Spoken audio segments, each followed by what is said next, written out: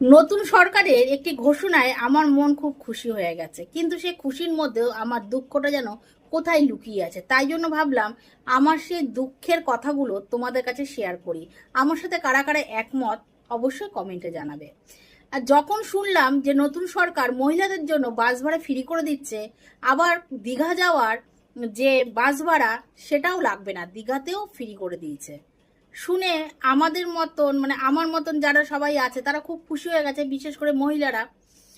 তা একদিকে খুশি, হ্যাঁ ঠিক আছে ফ্রি করে দিয়েছে, কিন্তু ফ্রিটা এখন সরকার আমার দিয়ে বেশি বুঝবে, তার মাথায় যথেষ্ট বুদ্ধি আছে, তাকে জ্ঞান দেওয়ার মতন প্রবণতা আমার নেই। মানে আমি একটু ক্লিয়ার করতে যাচ্ছি, মানে ব্যাপারটা কি এরকম, কি এরকম যদি হয় তাহলে অতি উত্তম সিদ্ধান্ত।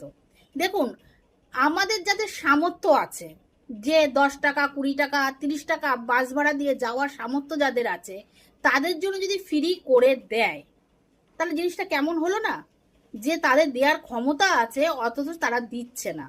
এদিকে দেখবেন অনেক পুরুষ মানুষ আছে সংসার চালানোর জন্য দিন রাত খেটে যাচ্ছে, বাস ভাড়া বা দিয়ে দূরে কাজে যাচ্ছে, সেই বাস ভাড়াটার পরিমাণ মাস শেষে দেখা যাচ্ছে 500 হোক 600 হোক 1000 হোক তার ভাড়ায় চলে যাচ্ছে, তার বেশিও যেতে পারে।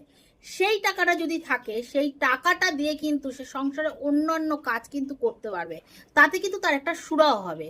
তাই জন্য আমার মনে হয় যে পুরুষ হোক বা মহিলা হোক, যে উভয়ের ক্ষেত্রে যারা দুস্থ, যাদের সামর্থ্য নেই, যারা অনেক পরিমাণে খাটে সংসারের জন্য তবু অর্থ তেমন পরিমাণে ইনকাম করতে পারছে না, এই নারী পুরুষ উভয়ের ক্ষেত্রেই এই বাস ভাড়া ফ্রি করা উচিত। না যায় যেসব মহিলাদের অর্থ অনেক আছে, সরকারি চাকরি করছে, বা তার স্বামীর ভালো পয়সা আছে, টিকিট কেটে যেতে পারে, সেসব মহিলাদের ফ্রি করাটা জানি আমার কাছে কেমন লাগছে। আর বাদ বাকিটা সব নির্ভর করছে সরকারের উপর।